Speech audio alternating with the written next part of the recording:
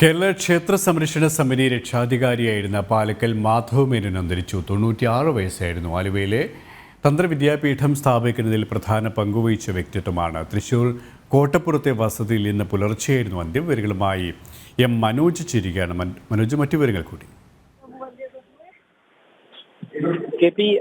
ഇന്ന് പുലർച്ചെയോടെയായിരുന്നു അന്ത്യം.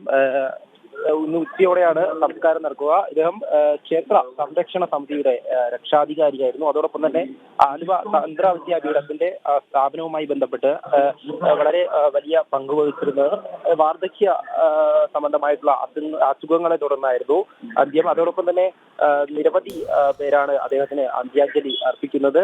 ഹിന്ദു ഐക്യവേദിയുടെയും ക്ഷേത്ര സംരക്ഷണ സമിതിയുടെയും ഒക്കെ മുതിർന്ന കാര്യകർത്താക്കൾ എത്തി അദ്ദേഹത്തിന് അന്ത്യോപചാരം അർപ്പിക്കുന്നുണ്ട്.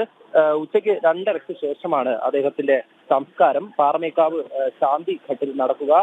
തൃശ്ശൂരിലെ കോട്ടപ്പുറത്തെ വസതിയിലായിരുന്നു ഇന്ന് പുലർച്ചെ 2:00 അദ്ദേഹം ഈ ലോകത്തിനോട് വിട പറഞ്ഞത്.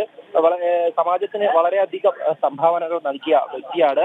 അദ്ദേഹത്തിന്റെ നേരത്തെ സൂചിപ്പിച്ചതുപോലെ തന്നെ ആലുവയിലെ തന്ത്ര വിദ്യാപീഠത്തിന്, അതായത് മാധവ്ജിയോടൊപ്പം നിന്ന് അദ്ദേഹം അതിന്റെ സ്ഥാപനത്തിന് വേണ്ടിയിട്ട് വളരെ വലിയ പങ്കുവഹിച്ച വ്യക്തിത്വമാണ്. അതുപോലെ തന്നെ കേരളത്തിലെ ഹൈന്ദവ ക്ഷേത്രങ്ങളുടെ പുരോഗമനത്തിനും അതോടൊപ്പം തന്നെ ക്ഷേത്ര സംബന്ധമായിട്ടുള്ള എല്ലാ കാര്യങ്ങൾക്കും വേണ്ടി നേതൃത്വം നൽകുവാൻ ക്ഷേത്ര സംരക്ഷണ സമിതിയുടെ രക്ഷാധികാരിയായി പ്രവർത്തിച്ചു.